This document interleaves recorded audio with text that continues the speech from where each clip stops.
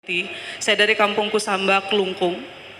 Di Klungkung itu ada satu situs yang diklaim sebagai makam Habib Al-Hamid.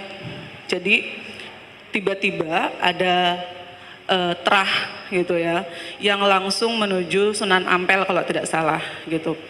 Nah, kami dalam perjalanannya itu kan mengawal kenapa itu bisa terjadi. Bahwa di Bali ini kan ada sebuah tren, yakni wisata rohani, yakni Wali Pitu itu yang sangat menjual. Kemudian disertasi saya dari tahun 2015 yang diujikan tahun 2019 itu juga menemukan titik kesamaan di wilayah Jembrane, yang saya sebenarnya meneliti tentang perkembangan pendidikan tinggi Islam minoritas di wilayah mayoritas, jadi hubungan mayoritas minoritas. Tetapi di tengah perjalanan penelitian saya menemukan implikasi atau dampak yang signifikan bahwa di sana ada pengakuan oleh Habib dari Kalimantan, sehingga penyebaran di sana diakuisisi atau diakui telah diinisiasi oleh Habib-Habib dari Kalimantan gitu. Padahal kita tahu di sana ada juga terahnya temannya Yai Hasyim Asy'ari dalam mengembangkan Nahdlatul Ulama. Kami tidak bisa sebutkan di sini, tapi insya Allah semua orang tahu.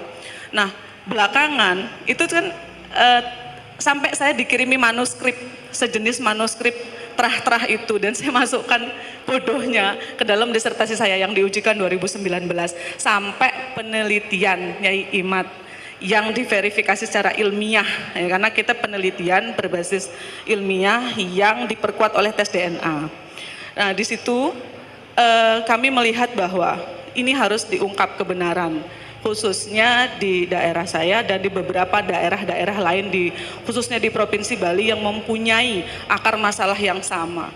Namun ada beberapa catatan yang kami pertimbangkan. Pertama diantaranya adalah dampak yang sangat besar terhadap ekonomi masyarakat sekitar yang sebetulnya telah nyaman gitu ya, ada dampaknya satu. Yang kedua, dampak personal gitu, bagi yang mengungkapkan atau keluarganya, kan kita kan musuh bersama gitu.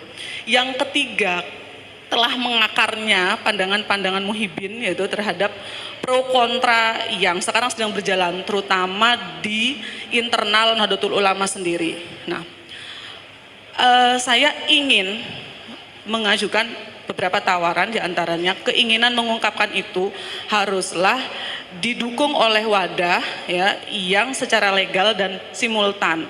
Misal kalau kita mau mengungkapkan, kan saya tahu beberapa sumber yang memang ikut mengawal ini memang terjadi kamuflase atau pseudo scientific, seolah-olah betul berujung ke Sunan Ampel, padahal itu pseudo atau palsu lah bahasa kita gitu.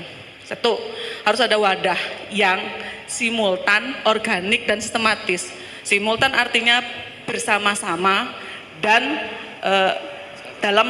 dalam kebersamaan itu kita berjalan secara serentak, tidak boleh parsial atau tidak boleh satu dengan yang lainnya itu gantian, harus serentak bersama-sama. Satu wadah. Dua, wadah yang akan mengungkapkan kebenaran ini harus legal. Jadi biar kita tidak diserang oleh internal struktural NU sendiri, begitu. Yang ketiga, harus kita carikan solusi pengalihan isu.